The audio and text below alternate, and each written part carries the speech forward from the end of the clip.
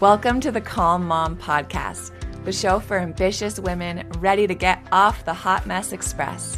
I know you've got a lot going on. You work so hard, you're raising an incredible family, and sometimes it can be overwhelming. I'm your host, Michelle Grosser. I'm a certified master life coach, attorney, wife, and mom. And years ago, I was right where you are. I was running a busy law practice while raising a family, and I was on the fast track to burnout. I thought I just needed to be more organized or have better routines, but it was learning how to heal and regulate my nervous system that expanded my capacity to gracefully hold more of this big, beautiful life. You too are worthy of an extraordinary life in and beyond motherhood. Learning to be a calm, anchoring presence in your home and at work is going to be your superpower. If you're here to do the inner work that brings a sense of calm amidst the chaos, I'm here to join you on that journey. Each time you press play, your growth continues. So let's get at it. Hey, you are listening to the Calm Mom Podcast. It's Michelle Grosser here. Welcome. Today on the show, we're going to talk about something. I don't know if it's going to ruffle a few feathers, but I do promise you this. It is a conversation worth having. And we're going to talk about some wellness trends, things that you guys have probably seen in your Instagram feed or on TikTok or what have you.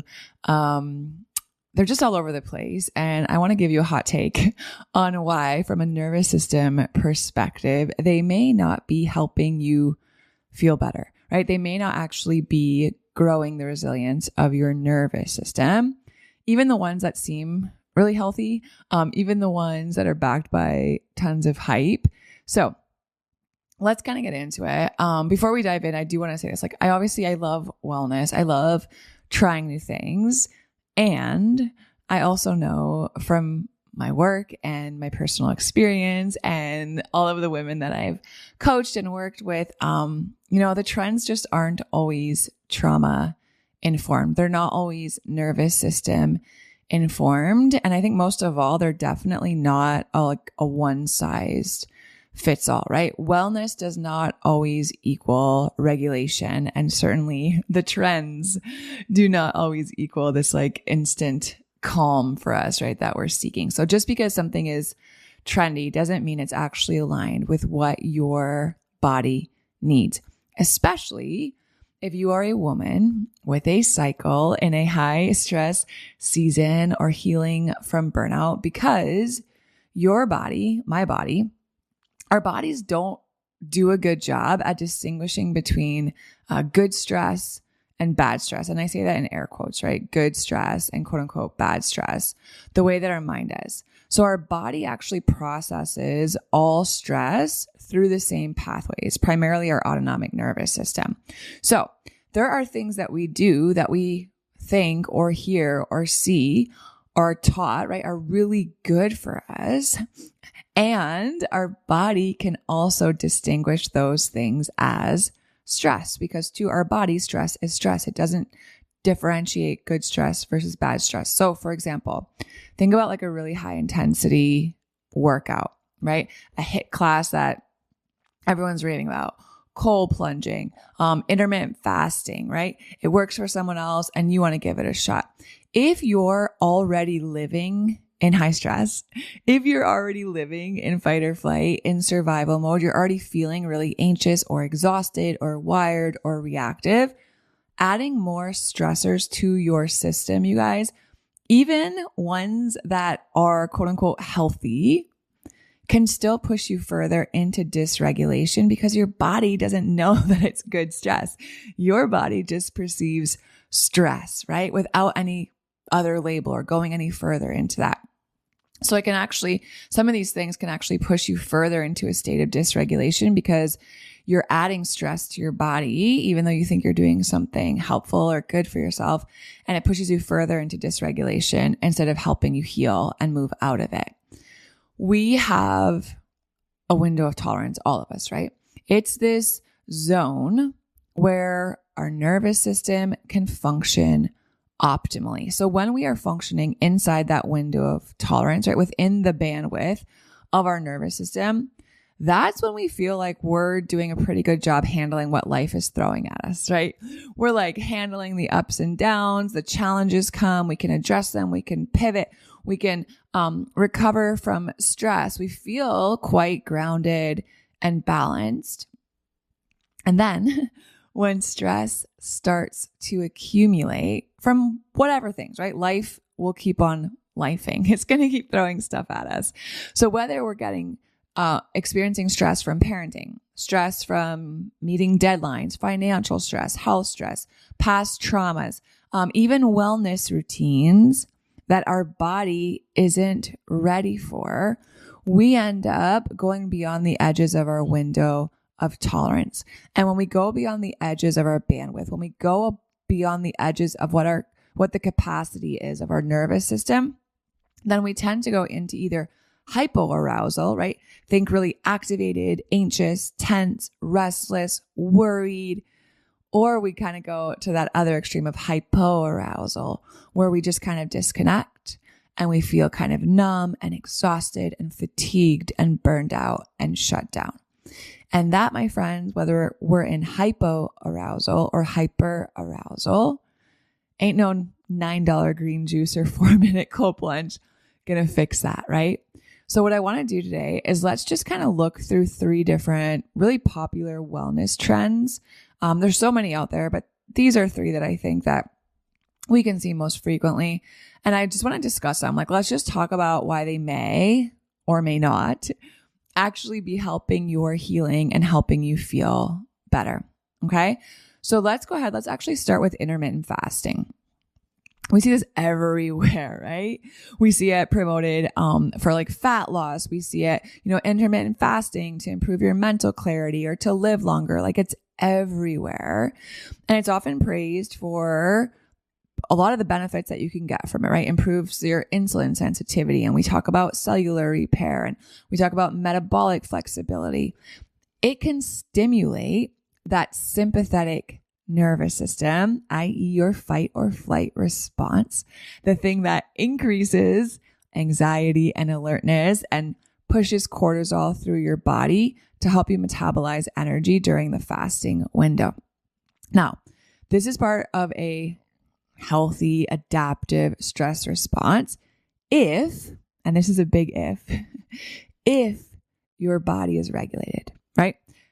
Intermittent fasting can be part of a healthy adaptive stress response if your body has the capacity to handle that additional stress, right? Fasting is still a stressor, you guys.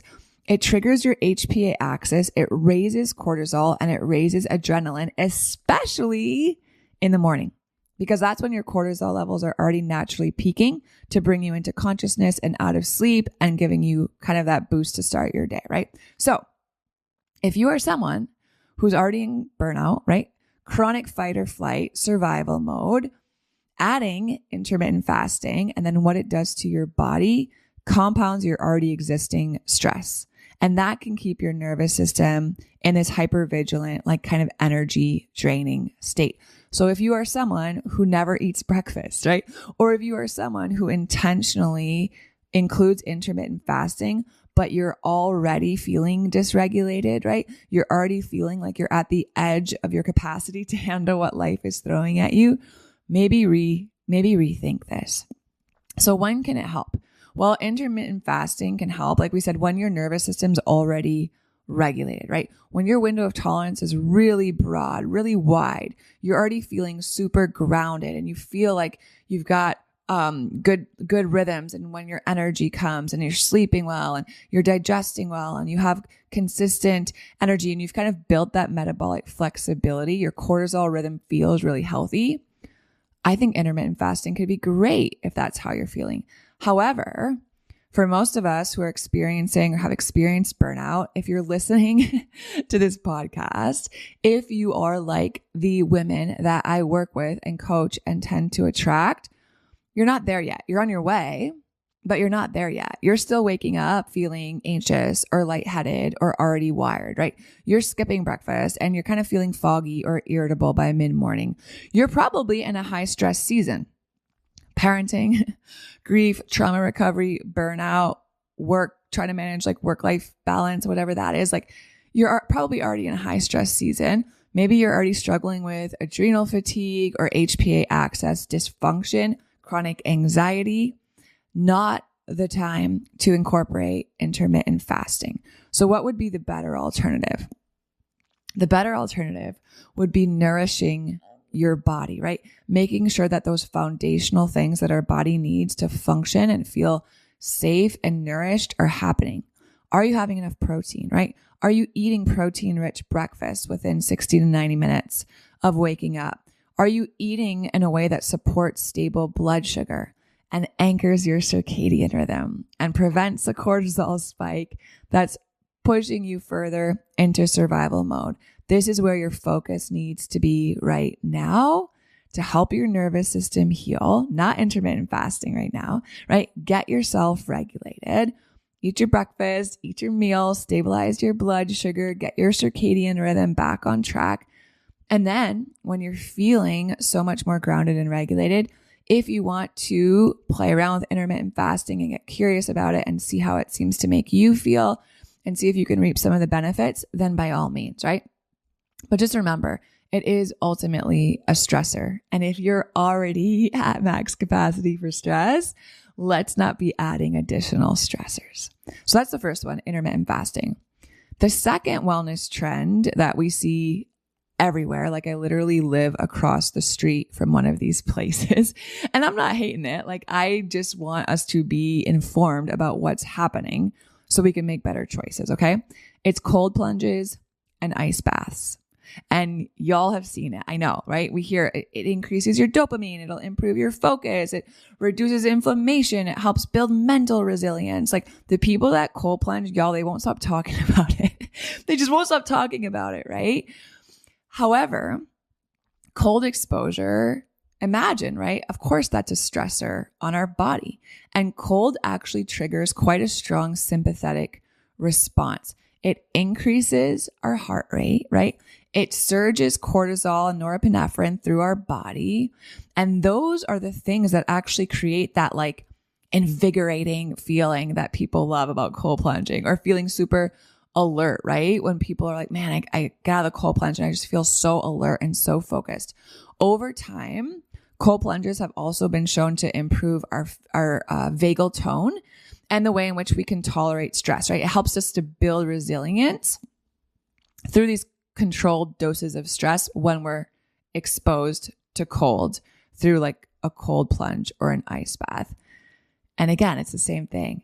They add stress, and stress is cumulative. So if your system's already maxed out, it does not know the difference between, I'm having a work crisis or this is a cold plunge. It's stress, right? Stress is stress to our body. They're both interpreted as threats, and our body does the same thing. It responds accordingly. So when do I think cold plunges can be really helpful and beneficial? Similar to intermittent fasting, right? If you're feeling super regulated, if you're feeling really grounded, really like high bandwidth to handle what's happening around you, I do think that using cold as a resilience building stressor can be helpful, right? Pair it with intentional breath work. Pair it with some like warm up routines afterward. If you're sleeping well, eating well, and recovering well, by all means, give the cold plunge a shot and see what you notice. However, if you're already feeling anxious, if you're already feeling shaky in the mornings, if you're in a state of chronic freeze or burnout, or if you're using cold plunges or what have you, right, as a way to kind of override or mask or like slap a Band-Aid on exhaustion instead of actually listening and honoring to your body's signals, not the time to try cold plunges, right? Get yourself feeling more regulated and then maybe give it a shot. So what could you focus on instead, right? What might be a better alternative for you? You can still get some of the benefits without something as extreme as sitting in an ice bath, right? Try contrast shower, 20 to 30 seconds cold, and then warm it up, right? Or even sometimes I'll just take a shower and then finish it with like 30 seconds on the coldest temperature while just kind of breathing slowly, breathing deeply, allowing it to activate my vagus nerve without really pushing me past my threshold for stress, right? There are days when I know I'm already near my capacity, not the days where I want to be adding optional, additional stressors to my system. So that's the second one. And then the third one I want to talk about is actually certain kinds of breath work. The breath is so powerful.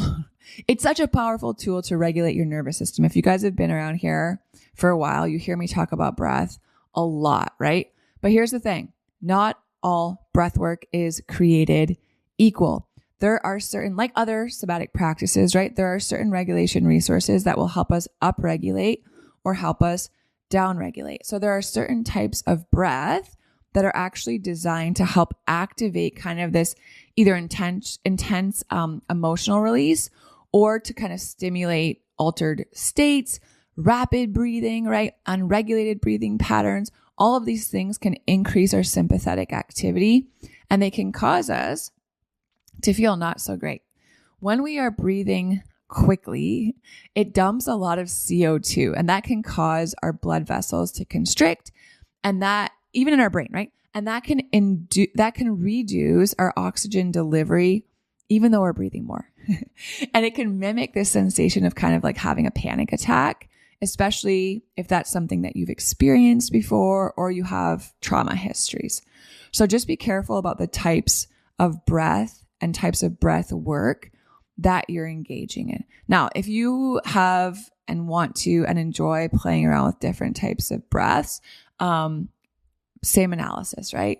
Are you feeling grounded and safe and maybe in a space where it's being facilitated?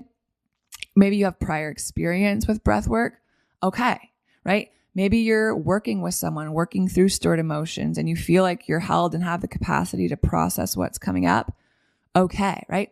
If you intentionally follow the breath with other grounding or integration practices, okay. However, if you're already kind of on edge or anxious or activated going into a breathwork session, if you tend to struggle with panic attacks or hyperventilation, or if you're using breathwork as an escape or an override to what's happening and what you're feeling in your body, that's when I think it might be worth rethinking your breathwork practice. Instead, if you're, on that latter half of what I just mentioned, already feeling anxious or activated or struggle with panic attacks, maybe instead of trying up-regulating breath practices, see if you can start to incorporate more down-regulating breathwork practices. The physiological sigh, I talk about it all the time, right? Extended exhales, humming, all of these things can increase CO2 tolerance. They stimulate the vagus nerve and they will calm your nervous system without overstimulating it. And if you're interested in some of these practices, go ahead and download the Nervous System Reset Guide that's in the show notes, you guys.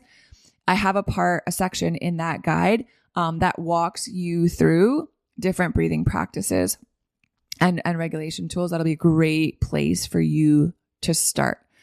Again, I'm not saying that these wellness trends are bad, right? Like I'm not just slapping a label on them and telling you not to do them. They're tools. They're tools. And like all tools, they need to be used with intention and timing and context. So before you just jump on the next wellness trend that you see or that you hear, your girlfriend talking about and raving about, just ask yourself, like, what would be my intention in trying this wellness tool, right? Am I trying to avoid? Am I trying to escape? Am I trying to mask something? What's my current capacity, right? If I'm already feeling stressed out, engaging in something that my body perceives as another stressor probably isn't the best bet right now, right? Let me learn how to regulate my nervous system, heal my nervous system, grow its resilience and bandwidth, and then maybe I can give this a shot. Or if you're trying some of these, using some of these practices, like really start to notice how you feel after you do this, right? If you're someone like, I haven't eaten breakfast and I can't even remember the last time I ate breakfast, right? I'm not hungry when I wake up in the morning. Okay, start to notice how that's serving you. How much anxiety do you have through the morning, right? How quick does it take you to feel overwhelmed? by what point in the day do you feel that crash hit? Do you need another coffee at 10 a.m., 11 a.m., right? 2 p.m.? Are you just shut down for the day and your brain feels like it doesn't work anymore? Just start to notice how you feel. And then I think a better practice, instead of being like, this is my, wellness routine, and these are the things I do every day. I do a cold plunge every day, and every other week I do intermittent fasting. And like, instead, what would it look like to just check in with your body every day and ask yourself, like, what does my body need today? Because not every day is the same, especially if you're still having a menstrual cycle, right? We know that there are different phases and our body needs different things. And there are going to be seasons where we're experiencing higher levels of stress or lower levels, or we're feeling more, we're feeling like we want to just cocoon and hibernate sometimes, or we're feeling really energetic and outgoing. Checking in with what your body needs daily and then honoring what's happening in your body and your body's requests is a really beautiful practice. Because nervous system healing, you guys, all of these practices and things we talk about, none of it's about proving anything.